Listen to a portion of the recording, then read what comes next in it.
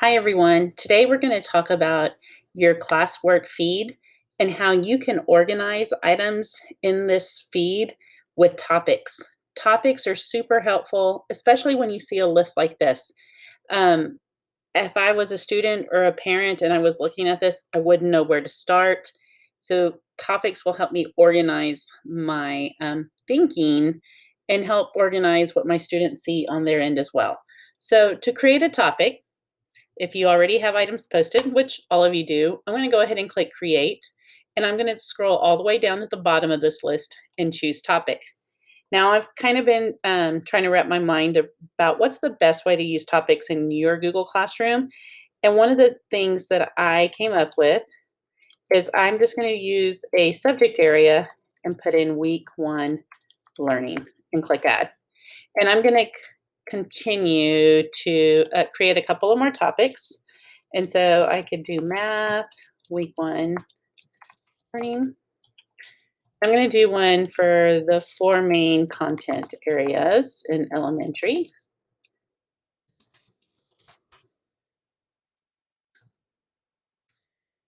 So what am I missing? Social studies. I'm also going to add one for resources because I've also been sharing some sites with my students, like to Pebble Go, to Spelling City, Facts for Me, things that we use in the classroom all the time. But I want them to have their own topic as well.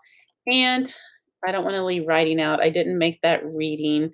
In fact, if I wanted to go click on this topic, I could go in and edit it and rename it and call this ELA for English Language Arts and click rename. All right, so notice over here, I have all my topics listed. If I click on all topics, I'll be able to see all of my assignments, but then down here, I have my topics.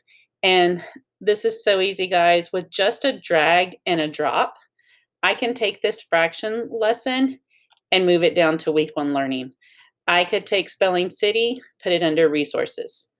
Same thing with Prodigy. So I'm just clicking and dragging to move these in the correct area. That easy. I can continue to go through my list to try to organize. Once it's even within the topic, I can rearrange my items that way as well.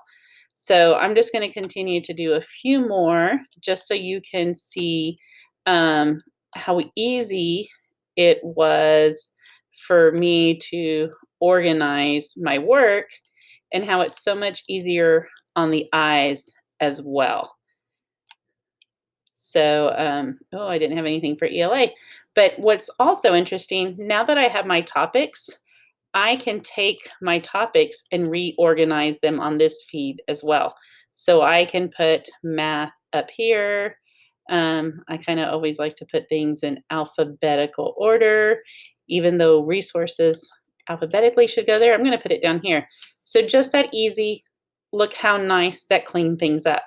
Now, one of the questions I've had is, okay, so if next week we get to week two and I go and add math week two learning, then I'm going to have a whole bunch of topics and it's going to get a little messy there. So my suggestion for that is I don't want you to go in and delete any assignments from the previous week because we still have students that are still trying to connect. And if you delete it, they're going to miss that whole week of learning. What I would do for week two is create a new topic. Maybe I'm going to create one that says week one learning.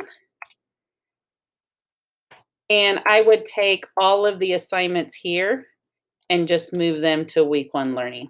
And then I could go in and delete this topic because I no longer need it. Or once I move these items up here and they all fall under week one learning, I could go and rename this and call it week two learning. And then as I'm building my assignments, I could go in and post them there. So just a different way to kind of frame your thinking, how you can organize it. Remember, once I get everything in this folder, then I could go in and rearrange them and have all my math assignments together.